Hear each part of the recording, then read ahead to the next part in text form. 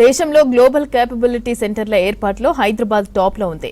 బెంగళూరును మించి మన సిటీ వైపు టాప్ కంపెనీలు చూస్తున్నాయి. నిరుడు సిటీలో 75 కొత్త సెంటర్లు ఏర్పాటయ్యాయి. బెంగళూరుకు 45 మాత్రమే వచ్చాయి. దేశంలోని మొత్తం జీసీసీల్లో 20% వాటా హైదరాబాద్ లోనే ఉంది. ఇతర సిటీలతో పోలిస్తే సౌలతులు, ఖర్చు తక్కువగా ఉండటంతో కంపెనీలో మన భాగ్యనగరం వైపే చూస్తున్నాయి. గ్లోబల్ క్యాపబిలిటీ సెంటర్లకు హైదరాబాద్ కేర్ ఆఫ్ గా మారింది. ప్రపంచంలో టాప్ సంస్థలు, ఫార్చ్యూన్ 500 కంపెనీలు తమ జీసీసీను ఏర్పాటు చేసేందుకు హైదరాబాద్ వైపే చూస్తున్నాయి. జీసీసీలకు అడ్డాగా ఉన్న బెంగళూరును దాటేసి మరీ హైదరాబాద్ దూసుకెళ్తోంది. అందుకు 2025లో రాష్ట్రంలో ఏర్పాటైన జీసీసీల సంఖ్యే నిదర్శనం. నిరుడు దేశంలో 180 జీసీసీలు ఏర్పాటైతే ఒక్క హైదరాబాద్ లోనే 75 కొలువుదీరాయి. అంటే దేశంలో ఏర్పాటైన జీసీసీల్లో 41% కంపెనీలు హైదరాబాద్ ను ఎంచుకుంటున్నాయి. అదే టైంలో బెంగళూరులో 45 జీసీసీలు వచ్చాయి.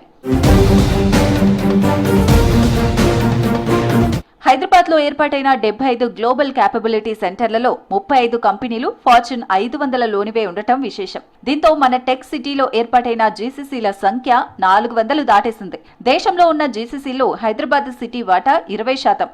ప్రస్తుతానికి 1000 జీసీసీలతో బెంగళూరు సిటీనే టాప్ లో ఉన్నా అది తొందరలోనే బెంగళూరును హైదరాబాద్ దాటేసి జీసీసీలకు రారాజుగా నిలుస్తుందని విశ్లేషకులు చెబుతున్నారు. అన్ని రంగాల జీసీసీలు సిటీకి క్యూ కడుతున్నాయి.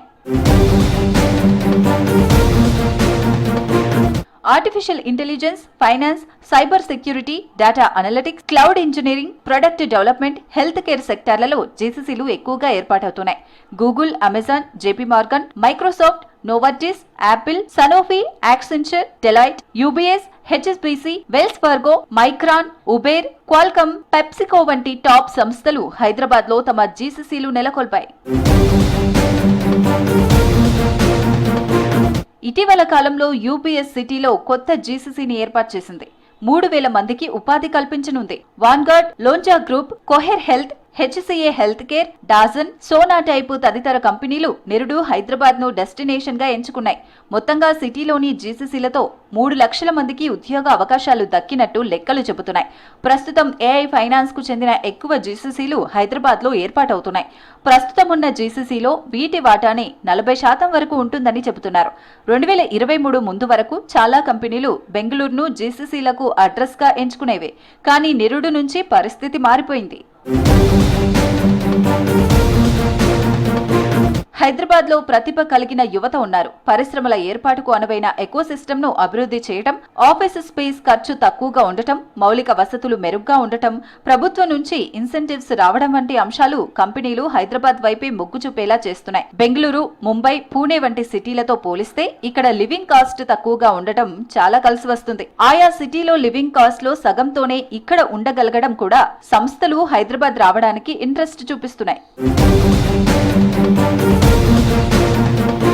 రాష్ట్రంలో నైపుణ్యాలు కలిగిన యువతకు కొదవలేదు. అంతేకాదు, యువతలోని నైపుణ్యాలను సానబెట్టేందుకు రాష్ట్ర ప్రభుత్వం స్కిల్ యూనివర్సిటీని కూడా ఏర్పాటు చేస్తుంది. ఏటా ప్రతిభ కలిగిన ఇంజనీరింగ్ గ్రాడ్యుయేట్స్ వస్తున్నారు. దీంతో పలు జీసీసీలు ఇప్పటికే స్కూళ్లు, కాలేజీలలోని యువతకు స్కిల్స్ పై శిక్షణను ఇచ్చే ఏర్పాటు చేసుకుంటున్నాయి. గూగుల్, అమెజాన్ వంటి ప్రపంచంలోని అతిపెద్ద క్యాంపస్లు ఇక్కడే ఉండటంతో పాటు 700కి పైగా టాప్ టెక్ సంస్థలు హైదరాబాద్ లో కొలువుదీరడము జీసీసీలకు అనువుగా ఉంటుంది. Science, technology, engineering, medicine foundation పటిష్టంగా ఉండటము మనకు అనుకూలంగా ఉంటుంది.